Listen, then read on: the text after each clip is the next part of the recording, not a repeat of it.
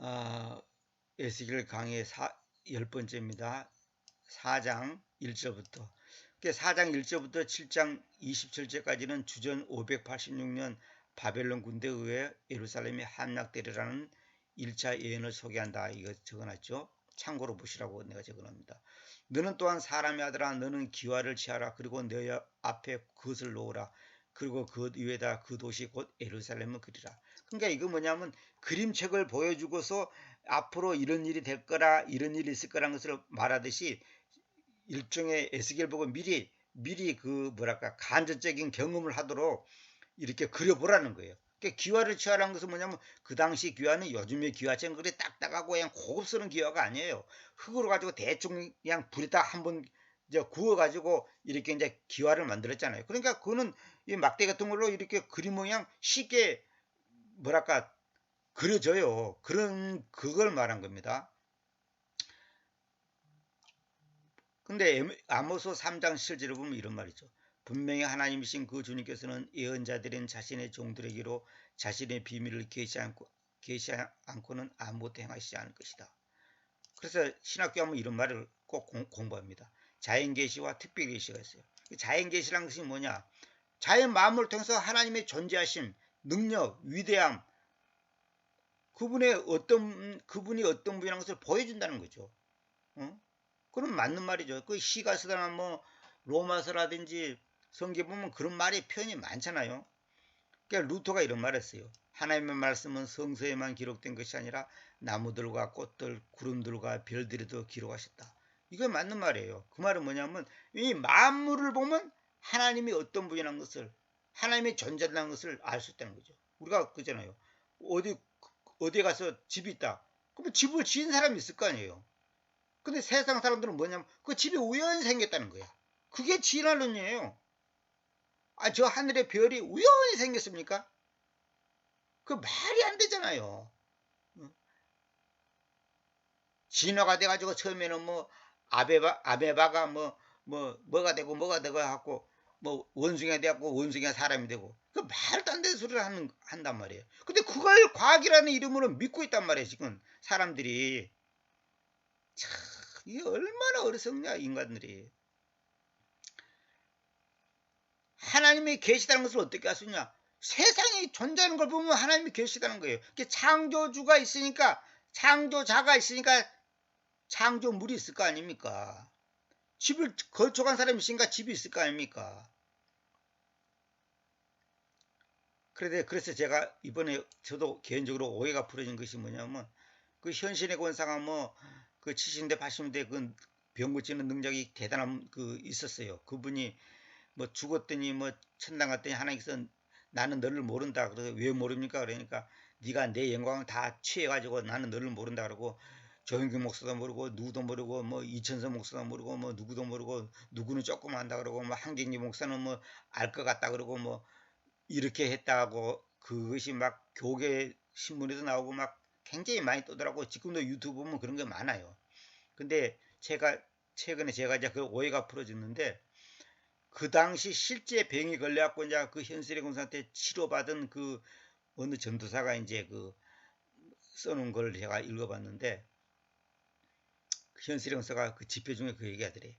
세상에 나도 모르는 얘기가 떠돌아다니면서 이상한 얘기를 자기가 들었다 그러면서 아 내가 죽었는데 뭐 천당 갔더니 예수님이 나도 모르고 누구도 모르고 그랬다고 하는데 이 마귀가 이 모함을 하는 거라고 전혀 그런 일이 없었는데 내가 그런 말 한 적도 없는데 거의 막 사실처럼 보도로 나온다고 이제 하더래요. 그래서 자기도 이제 그때는 자기도 오해를 했는데 그것이 아니라는 것을 이제 알게 됐다고 이제 하는 말을 들었습니다.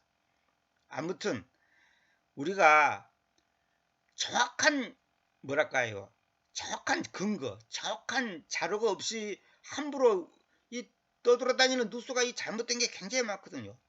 더군다나 성경이 지금 잘못된 사본, 잘못된 번역, 이게 지금 얼마나 많은지 말도 못해요. 저한테 지금 한글로 된 성경이 20가지가 넘어요. 이것저것 뭐 쉽게나 쉬운 성경, 무슨 성경, 뭐, 험한 거 다 있어요. 뭐, 별거 다 있어요. 근데요, 믿고 쓸 만한 성경 한 군데도 없어요. 단지 참고는 될 수 있는 것이 있어요. 최근에 내가 본 것 중에. 근데 그것도 이제 그 풀어 쓴 성경이라 갖고 또 이야기식으로 나온 게 있어요. 근데 그것도 그냥 뭐라고 표현하나, 사람들이 이야기 쉽게 이렇게 써놓은 것이지 그걸 성경이라고 말할 수는 없는 거예요. 아무튼 여러분들이 킹제임스 성경을 꼭 믿으세요. 이건 정말로 놀라운 말씀이에요. 그러니까 히브리어 헬라어를 번역한 성경 중에 가장 근사치로 잘 번역된 성경이 킹제임스 성경입니다. 제가 알고 있는 어느 목회자가 있는데 그분 굉장히 지식이 많은 분인데 저보고 그런 말을 했어요. 최근에 우리나라에 히브리어 헬라를 안다고 하는 사람 중에 성경을 번역할 수 있는 능력이 있는 분이 없습니다. 저보고 그래. 물론 그분도 이제 뭐 어떻게 보면 이제 그 오해받을 수 있는 말이지만은 그분도 히브리 헬라를 아는 분이잖아요. 그러면서 하는 말이 킹제임스 역자들만한 그 능력을 갖춘 사람이 없습니다. 킹제임스 성경 역자들은 학교에서 배운 걸 가르쳐 배워가지고 이렇게 뭐 문법책 가지고 공부한 게 아니고 우리가 부모로부터 구전으로 이렇게 말을 배우듯이 그냥 모국어처럼 이렇게 배웠던 분들이란 말이에요. 그래서 저보고 이제 수고한다고 이제 얘기하는데 뭐 최근에 어떤 단체에서 뭐 성경 번역한다고 뭐 히브리 헬라에서 번역한다고 뭐 이렇게 한다는데 내가 그 얘기를 했더니 웃기는 소리 하지 마라 그러더라고요. 아무튼 여기 충각들을 세우라. 이 말에 충각이 뭐냐면 벽을 때려 부수는 큰 변기. 그 영화에 보면 주둥이가 뼈줄이 돼갖고 왜 바퀴 달린 그 마차 위에다가 해갖고 수십 명 수백 명이 달라들어서 확 밀면서 이제 그 성문을 갖다 공격하잖아요. 그냥 그걸 보고 말한 겁니다. 게다가 너는 철판을 너에게로 취하라. 그리고 너와 그 도시 사이에 철벽용으로 그것을 세우라. 그리고 그것을 반대에 너의 얼굴을 놓으라. 그러면 그것이 포위 공격받을 것이고 너는 그것을 반대에 포위 공격할 것이다. 이것이 이스라엘 집안에게 표징으로 있을 것이다.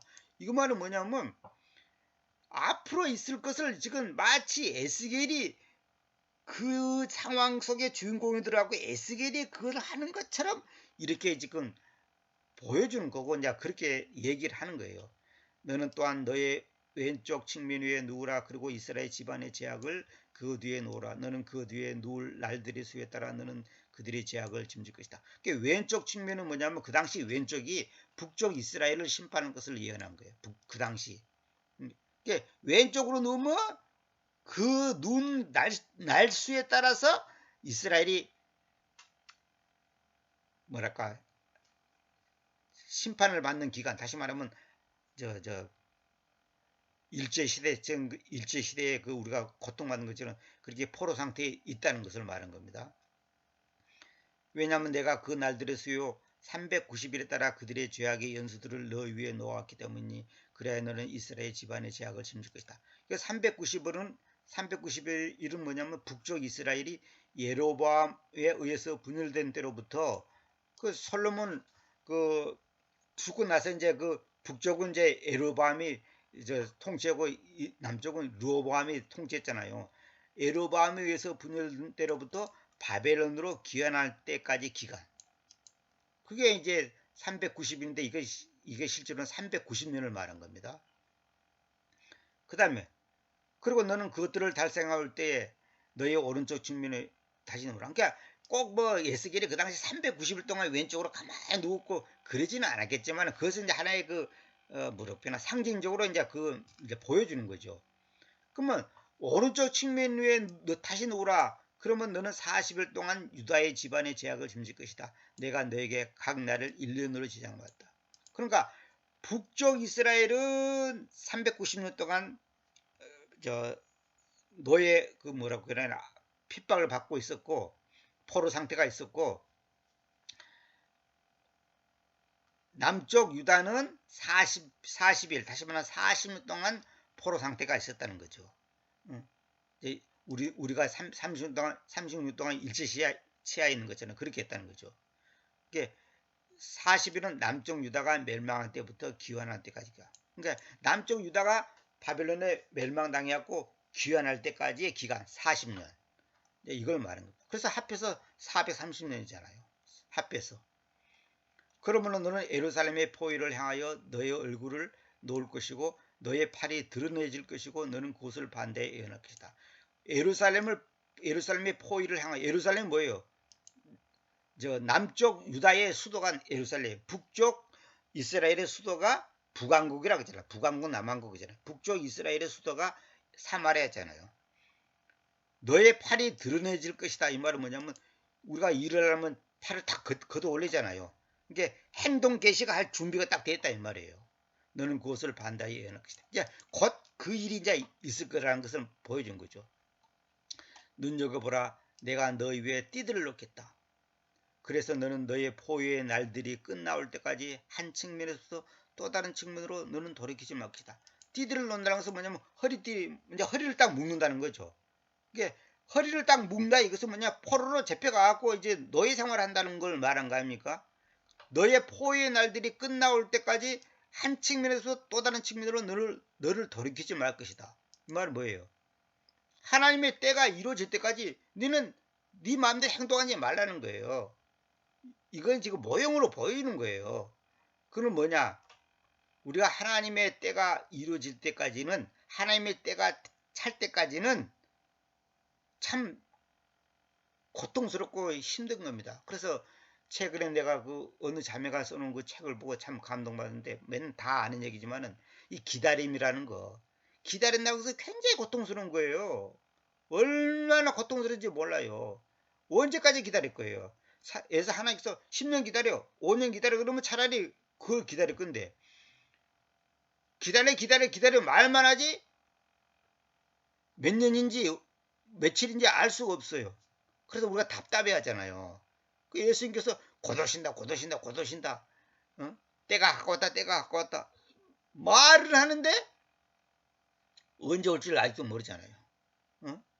뭐 1948년대 이스라엘 독립에서 뭐 70년이 뭐 한 세대가 돼가지고 뭐 언제 온다. 또 40년이 한 세대가 돼가지고 뭐 한참 88년도에 예수 모신다 뭐 어쩐다. 요즘에는 또 2027년도에 또 예수 모신다고 또 하는 사람도 있고 별 사람 다 있어요. 그러니까 그건 우리가 알 수 없고, 우리는 개인도 그렇고 이 역사적인 세상의 종말도 그렇고 알 수가 없어요. 알 수가 없는 것이 사실은 복입니다. 알 수가 없기 때문에 항상 깨어 있어야 되고 항상 준비하고 있어야 되고. 그래서 군인이 전쟁이 언제 일어날 줄 압니까? 모르잖아요. 모르지만은 항상 준비하기 위해서 늘 훈련받고, 또 제대하면 또 새로운 군인하고 또 훈련받고, 또 제대하면 또 언제 있을지도 모르는 그 전쟁을 대비해서 나라에서 얼마나 많은 돈을 들여서 먹이고 입히고 포 싸고 뭐 얼마나 많은 돈을 씁니까? 1년에 군인들이 쓰는 돈이. 그거는 어쩔 수 없어요. 뭐 10년 뒤에 있다 그러면 차라리 이걸 전락을 할 건데 오늘 있을지 내일 있을지. 김정은이가 내일이라도 천혜로 못 질 거예요. 준비가 돼 있어야지. 그러니까 이게 모르는 것이 사실은 복입니다. 우리가 내가 언제 죽을 줄 압니까? 모르는 것이 복이에요. 그래서 내가 10년 뒤에 죽는다는 걸 알면 어떤 면들은 내가 게을릴 수가 있어요. 대충 살다가 누구 맘에 따라 죽기 전에 회개하고 뭐 어쩌고, 뭐 그거는 정상적인 건 아니지만은, 그러나 모르니까, 오늘 죽이지 내일 죽을지 모르니까 항상 우리가 자신을 돌아봐야 되고 하나 앞에 회개해야 되고 날마다 성화의 삶을 살아야 되는 거 아닙니까? 모르는 게 복이에요. 언제 안 걸릴 줄 모르잖아. 그러니까 우리가 조심하잖아요. 모르는 게 복이에요.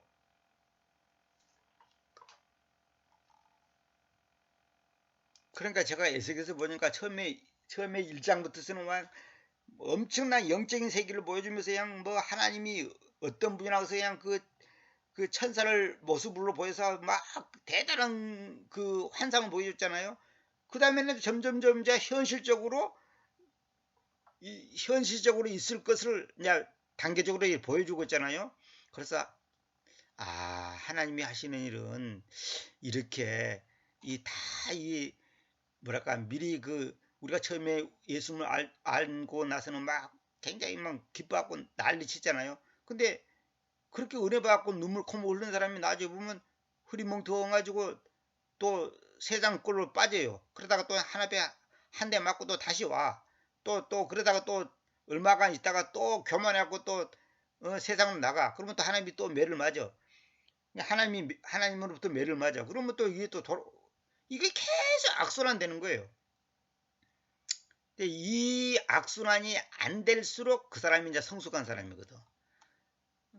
그래서 이런 에스겔서 이런 사건을 통해서 오늘 우리 보고 하나님이 보여주는 거예요. 내가 아무리 대단한 은혜를 받았다 할지라도 삐끗하면 그냥 큰일 나는 거예요. 응? 그래서 옛날에 어떤 성도님이 기도 많이 하신 분인데 저보고 하는 말이 항상 얼음 위를 걷듯이 신앙생활 해야 됩니다. 나보고 그래. 참 그게 잊어지잖아요. 얼음 위를 걷는 사람이 굉장히 조심해야 되잖아요. 삐끗하면 그냥 자빠지거든. 얼음 위를 걷듯이 신앙생활 해야 됩니다. 이거는 뭐 불안하게 하라는 말이 아니라 그만큼 조심하는. 언제든지 마귀는 여러 가지 방법으로 우리를 공격하고 넘어뜨리고 쓰러뜨리고 낙심케 하고 좌절케 하고 불평을 가지고 오게 하고 이렇게 뭐랄까 세상 것에 마음을 뺏기게 하고 막 여러 가지 일 있잖아요. 그러니까 에스겔 같은 그 부족한 사람을 통해서 하나님께서 어떻게 그 이스라엘의 그 고난과 유다 백성의 그 죄악된 모습 속에서 네가 어떻게 해야 된다는 것을 보여주면서 말하잖아요. 그런데 에스겔 같은 사람은 나중에 나옵니다만은 미움받고 핍박받고 하여튼 성경 보면 바른 말을 하는 예언자들, 바른 말을 하는 하나님의 그 사역자들은 다 욕먹고 감옥 가고 매 맞고 죽임당하고 하여튼 칭찬받는 일이 없어요. 욕먹고 비난받고 조롱받고 무시당하고 왜? 자기들 잘못을 지적하니까 기분 나쁜 거야. 한마디로 말해서. 응? 내가 이렇게 복받았고 이렇게 잘 먹고 잘 사는데 그 사람 보고 당신 그렇게 살면 안 된다 그러면 얼마나 기분 나쁘겠어요. 저도 이 강의를 하니까 강의를 안 했고 이런 걸 말을 안 했으면 가만히 있을 건데 이 강의를 하니까 이단이라 했다가 뭐 어쨌다가 펠소리 다 듣는단 말이에요. 응? 맨날 내가 틀렸다 아니다 그러니까 그걸 듣기 싫어하는 거야. 응? 기분 나빠야 한단 말이에요. 그 어떤 분이 그랬다잖아요. 어떤 것을 새롭게 이 번역이 잘못돼서 그걸 가르쳐 주니까 싫어하더라고요. 왜 그러냐 싫어하냐고. 자기가 그동안 많은 말씀을 애웠고 그렇게 배워갖고 들었는데 그러면 당신 말 듣는다면 내가 지금 애운 것이 다 꽝이라는 소리고 내가 알고 있는 것이 틀렸다면 처음부터 다시 배워야 되지 않냐. 그게 싫다는 거예요. 차라리 그냥 나는 모르고 그냥 내가 아는 대로 그냥 뭐랄까 믿고 나가겠다는 거예요. 속 편안하게. 근데 사실 그건 미련한 짓이거든요. 아무리 내가 30년 20년을 알아왔고 믿어왔고 배워왔다 하더라도 아닌 것은 아닌 거고 틀린 것은 틀린 거예요. 그걸 겸손히 받아들이고 인정해야 되거든. 같은 킹제임스를 믿는 사람한테도 그게 잘못됐다고 얘기해도 안 받아들여요. 안 받아들여요.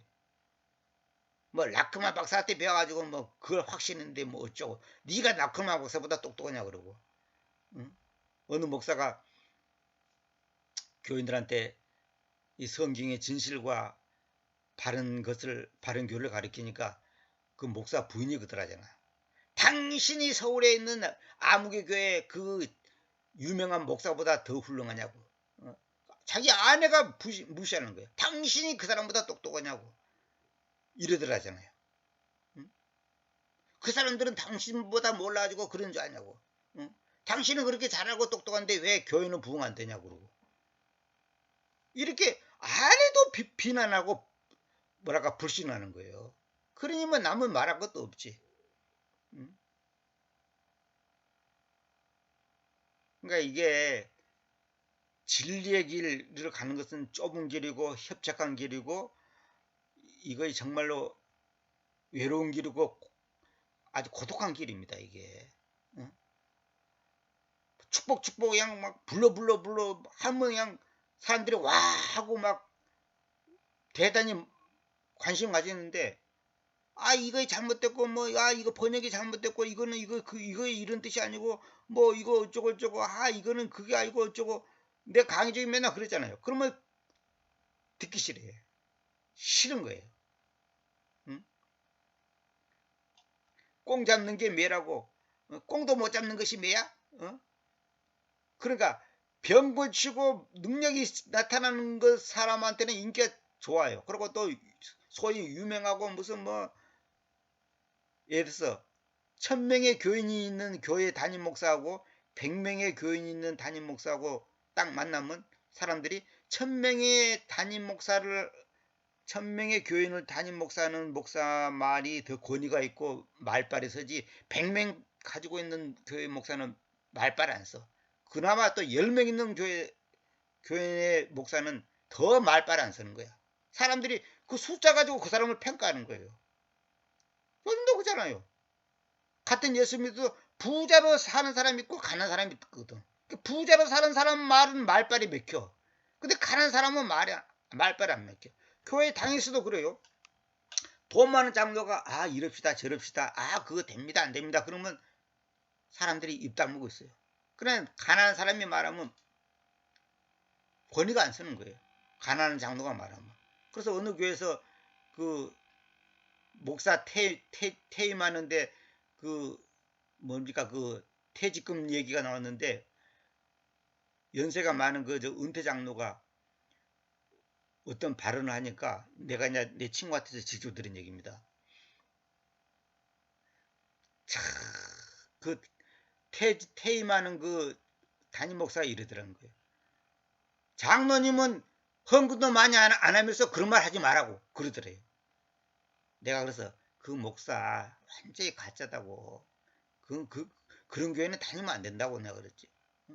어떻게 당신은 헌금을 많이 안 한 사람이 그런 말을 할 자격이 없다. 이렇게 말이 나오면 그게 말이 되는 겁니까? 헌금을 많이 안 한 사람은 말할 자격이 없다 이 말이에요. 퇴직금을 얼마나 주든지 말든지 당신 관여하지 말라는 거예요. 헌금도 많이 안 한 사람이. 아니 담임 목사 퇴임하는 그 목사라는 사람이 그 얘기를 하더라잖아요. 자기가 이 양반도 이제 그 안수 집사니까 다 참석했을 거 아니에요. 자기가 너무 충격받았다는 거예요. 그래서 내가 그랬지.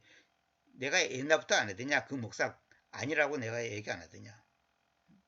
그래갖고 퇴직금 때문에 그냥 말이 많고 시끄러웠잖아. 벌써 퇴직금 때문에 말이 많고 시끄럽다는 것은 벌써 그건 아닌 거거든요. 이 정도만 합시다. 또 내가 남의 얘기 뭐 개지 또 열내면 그렇고. 아무튼 바른 길을 걷는 데는 항상 비난과 고난과 그렇다고 보면 비난 고난이신가 다 바른 길이다 뭐 그건 아니고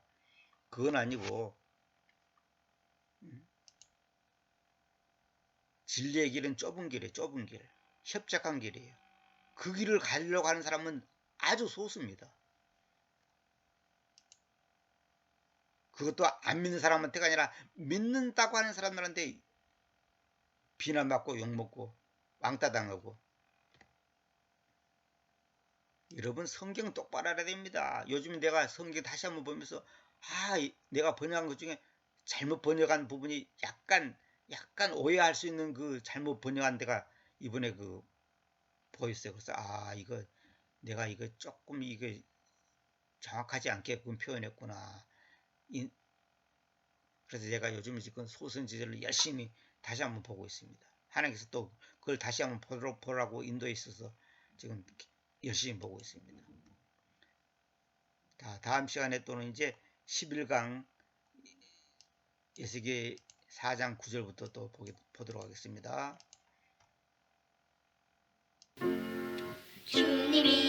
나네